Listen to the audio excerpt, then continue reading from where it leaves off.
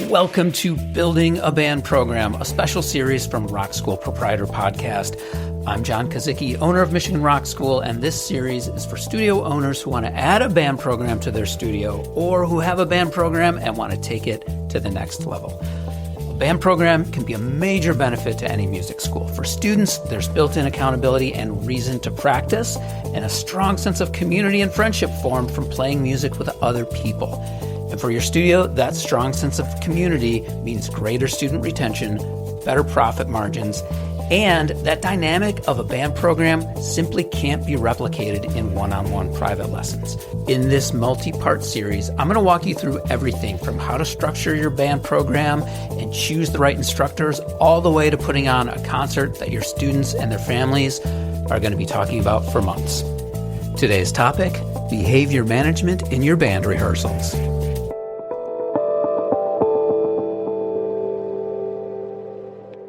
At my rock school, our biggest priority is getting students playing together in bands. Two of the key strategies we use in rehearsals are scaffolding and chunking. Both make complex tasks and big goals more manageable for students. Those same teaching strategies work great in private guitar lessons too, and they're built into my book, Complete Guitar Strumming. It's a straightforward approach to teaching rhythm, timing, and strumming so students can start playing songs faster. I've used this method for years, and the instructors at my school use it with their students every day. I also created a free instructor companion guide and training videos to help with quick, easy implementation to use with your students too. Both digital and hard copy versions are now available. Visit rockschoolproprietor.com/book to learn more. Welcome back to the Building a Band Program series of episodes on Rock School Proprietor Podcast. My name's John Kazicki, and if you've been following along on this little series of episodes of the podcast, this is for instructors and studio owners who are interested in either adding a band program to their music school or expanding that program, looking to compete with those big franchises like Bach to Rock or School of Rock. This is where it's at. I'm sharing all the info that I've gained over the years and of running a rock school for 10 plus years. And today, what we're getting into is we're going to talk about how to manage behavior in band rehearsals. So on part 5, I talked a lot about setting expectations in band rehearsals, setting up and communicating rehearsal rules, clear communication with the band coaches and the band members and the private instructors, essentially setting up a predictable routine so that things in rehearsals run smoothly. And that's all well and good, but we're dealing with these kids with instruments, particularly we can see real issues with impulse control with some of these kids from the ages of about 8 to 13, maybe. So what do you do when you've done all that? You've set up the expectations, you've got clear communication, things are still going sideways in your band rehearsals. This episode is all about that behavior management when things aren't running as smoothly as you need them to be running. I'm going to cover 3 tactics that I've developed over the years to deal with difficult behavior in band rehearsals. And each one, I think, can be used as a series of tactics for if and when those poor behaviors escalate, or just as strategies to employ when you're sort of looking at the rehearsals and assessing how to improve behavior in a group if it's getting a little bit out of hand. So the first one that I'm going to mention is it's real easy to implement, provided you have clear communication between band coaches and private instructors in your studio. And we call it the talk. So what the talk is, it's a coordinated effort between the band instructor and the private instructors for each of the band members in that group. So you can employ the talk if you identify maybe a single band member in a group might be the source of some of these problems that are arising in band rehearsals, like yelling or noodling or whatever the case may be. Or you can employ the talk for all of the band members. And what you're doing is the band coach is going to communicate with the private instructor the specifics of the problem that you're seeing in band rehearsals. And then that private instructor in the next private lesson is going to spend just about 5 minutes with that student. Or again, if you're employing this for all of the band members in your group, you're going to communicate this with all of their private instructors to give them the talk. Real simple. You just have your private instructor say something like, "Hey, I heard that rehearsals have been getting a little out of control. What's going on in there?" And what this does is, one, you're kind of opening up this conversation. Gets the student talking first about what they're identifying as maybe the problem. It's inviting the student to be a little bit introspective about the behaviors that are happening in private lesson or the band rehearsal. And then what that does is it opens up the door for an honest conversation for that private instructor to reinforce the rules that you have in place for band rehearsals. So why this is effective? Number one, I think the kids really respect their private instructors. They look up to them. And this is sort of putting them in a situation where if a particular band member is breaking those rules or maybe acting out a little bit in band rehearsal, there's a realization that like, oh, my private instructor knows what's going on in there, right? It's almost like they're getting caught. And the other reason this is effective is you're taking that student out of the group dynamic, and this is in private lessons. There's no posturing. There's no, trying to entertain the other kids in their group or whatever the case or the reason for these behaviors that are coming up. So that's eliminated. It's all in private. So, there's no posturing. Now, the next tactic that we've employed is we call it the band meeting. Now, the band meeting is similar to the talk, but the band coach is going to do this with the entire group in the rehearsal. I'll mention that we also pair this with an email to parents. So I'll talk about both the email and the talk. But if you're employing the band meeting, I think I said the talk. You're going to pair the email with the band meeting. So if you're employing the band meeting, you're going to plan on doing that 2 times also. So I'm going to explain the email first, and then I'll talk about the band meeting. So the email is sent to all of the parents of the group, the band members in that group. And essentially you're just explaining what's happening in band rehearsals. Hey, kids are getting a little talky. It's getting a little hard to manage them and keep them on track. Explain what your rehearsal rules are, because parents might not know, and explain what your expectations are for each kid in band rehearsals. Pretty simple. And then you're just going to ask the parents to reinforce that stuff at home.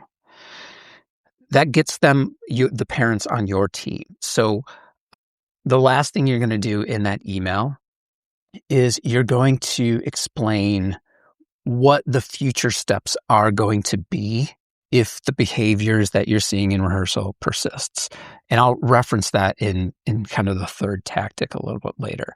So the email is a good idea because, again, parents might not know what the expectations are. Parents certainly don't know what the behaviors are in band rehearsals for the most part, unless they're in the lobby and they can hear what's going on. Hopefully they don't. And then, again, it's sort of putting the parents on notice that you're on top of things, right? It gets the parents on your team. Now, when you go to do the band meeting. Again, you're going to plan on doing this 2 times. The first time you do the band meeting is you do it at the end of a band rehearsal. You want to do it at the end of a band rehearsal because chances are it's going to follow those negative behaviors that you've been seeing in the rehearsal. So I would plan on a little extra time, like maybe end rehearsal 10 minutes early. And how you do this becomes important. Turn off all the amps, all the equipment. Have the kids put down all of their instruments. Maybe you even have them sit down on the floor or sit down in chairs or whatever. But what this is going to do, it's going to dramatically break the routine of what normally happens in rehearsals. If you normally spend 5 minutes at the end talking about what they're supposed to do next rehearsal and have them clean up and wrap cables and whatnot, this is breaking that routine and they're going to notice it. But by putting instruments down, turning off the amps and everything, you are getting everyone's focus on you as the band instructor. Once you have their focus, you just name the problem. Here's what's going on, kids, group, whatever. There's a lot of noodling. There's not so much listening when I'm trying to explain things. This is not okay because we're not seeing the progress that we need to see. You guys are not meeting your expectations. And you guys are breaking the rules of rehearsals. You all know the rules of rehearsals. You all know what the expectations are. So you're identifying the problem, and then you're going to explain how things are going to go moving forward, right? You reiterate the rules. We're going to be a little bit stricter about this. Now, the second time, so that's the first time you do the band meeting. Now, the second time you do the band meeting, you're going to do it at the very beginning of the next band rehearsal. At that point, assuming you time the email to the parents correctly, they've already gotten the talk at home too. Parents know what's going on. So the second time you do the band meeting, do it at the beginning of the rehearsal. Probably doesn't have to be as long, but what you're going to do is you're going to restate the rules and the expectations of band rehearsals. I'd suggest you do this similarly as the first band meeting with no amps, no instruments. You need their full attention. And just state that we got to get back on track. The past is in the past. We're going to move forward from this. We're going to make progress. Now, the third tactic that we use, and you might want to employ this and sort of drop this in during the band meeting, we call this the 5-minute break. So the 5-minute break, these are the consequences for those, negative behaviors that you're seeing persistently in band rehearsal. Essentially, this is a timeout, right?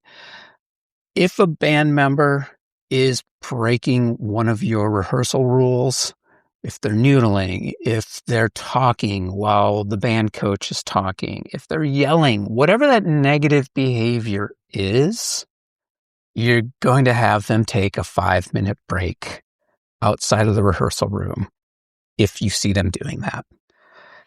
Now, if you tell, I'm going to maybe put, like a big exclamation point on this one, because I think this is important to say. If you put that out there and you tell these band members that if this negative behavior persists, if you see any of the band members noodling while you're talking, and you're going to ask them to take a 5-minute break, you absolutely must follow through with that 5-minute break. Like, you can't waffle on this. If you put it out there that, hey, breaking the rehearsal rules is going to mean you're going to take a 5-minute break, you have to follow through. Because if you do not, the kids in that band rehearsal are just going to take that as an empty threat, and the 5-minute break becomes meaningless. It essentially means there's no consequences for their poor behavior, and they don't have a reason to improve that behavior. right? So at that point, it's almost like you've lost. So just very important. Make sure that when you employ the 5-minute break, you follow through on it. So how do you do it? Well, number one, you want to detach any emotion from it. If you see that kid noodling, if the kid is noodling while you're trying to talk about what you're doing in band rehearsal, you want to detach emotion. I get it. It's difficult because you feel like these kids aren't respecting you. They've been yelling, they've been noodling while I'm trying to get them to progress on this song, whatever the case may be. Do your best to sort of detach those emotions. You don't want to yell, don't want to get angry. You just stop everything, get everyone's attention, and you say something like, "Hey, Mason, put your instrument down and go take a 5-minute break outside of the rehearsal room so you can get refocused on what we're going to do here in rehearsals." That's it. Real simple, real clear. What this action does is it sends a very clear message to everyone in the group. Mason is likely really embarrassed because all of a sudden he's sort of been singled out, right, in this rehearsal as, the one who's breaking the rehearsal rules. You're reinforcing those rules. He's going to go take 5 minutes outside of the rehearsal room. For the rest of the group, the seriousness of this then sinks in.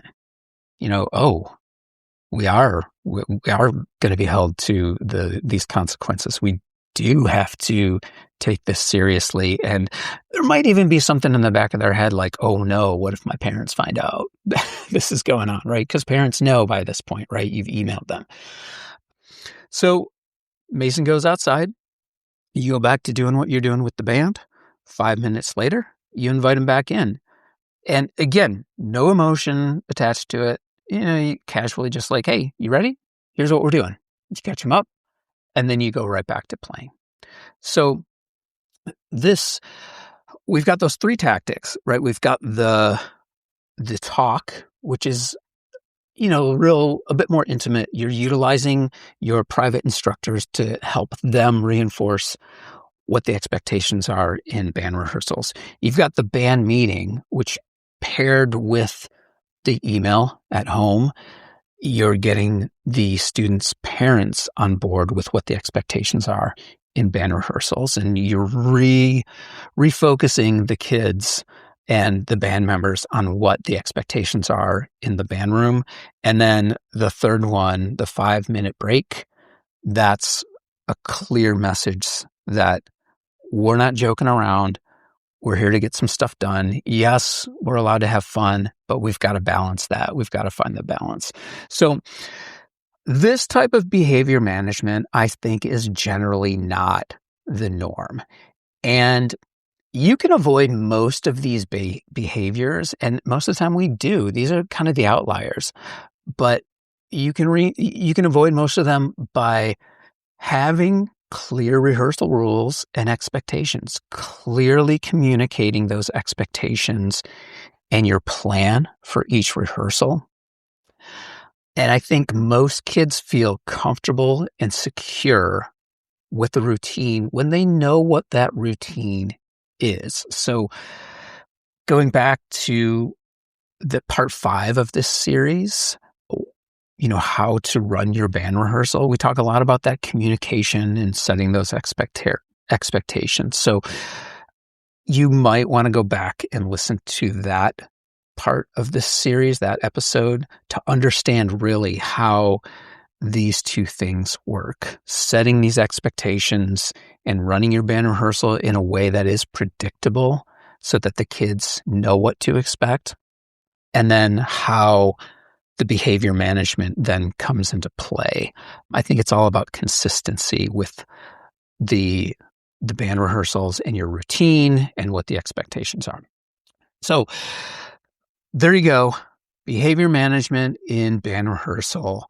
We only have one more part left in the Building a Band Program series of episodes, and that's going to be elements of a great concert.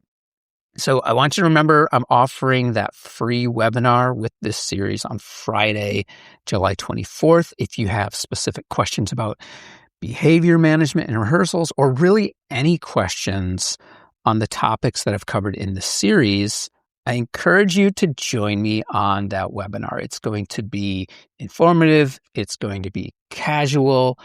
I'm going to really tailor it to what you need help with in your studio, whether that's implementing a band program or modifying a band program or making tweaks to it. And we'll just go deeper into some of these topics that we've covered in this series. So get registered for the webinar. It's really simple. Just send an email to info@rockschoolproprietor.com with the subject webinar. And that's it. And then I'll see you for that webinar on Friday, July 24th. Thanks for listening, and we'll see you next time. Wait, don't turn off the episode yet. I'm planning to offer a free live webinar to accompany this series in July, where I'll share more details on band programs and how to scale them, and give you the chance to ask questions live. But I've never done this before, so I just need to know that you're interested. So send me an email at info@rockschoolproprietor.com with the subject line webinar, and I'll be in touch with details. If you have topic suggestions or questions, please contact us at info@rockschoolproprietor.com. We'd love to hear from you and hear suggestions for future shows. We've put together some free resources for teachers and studio owners over at rockschoolproprietor.com and a private Facebook group called The Modern Music School. Please join us over there. On social, I'm at rock.school.proprietor on Instagram and John Kazicki on both LinkedIn and Blue Sky. Your ratings and reviews on Apple Podcasts and Spotify are always appreciated. And if you enjoyed the show and gain insight from our conversation, then we count that as a win. All we ask in return is that you pay it forward, and please share the show with someone you think needs to hear it.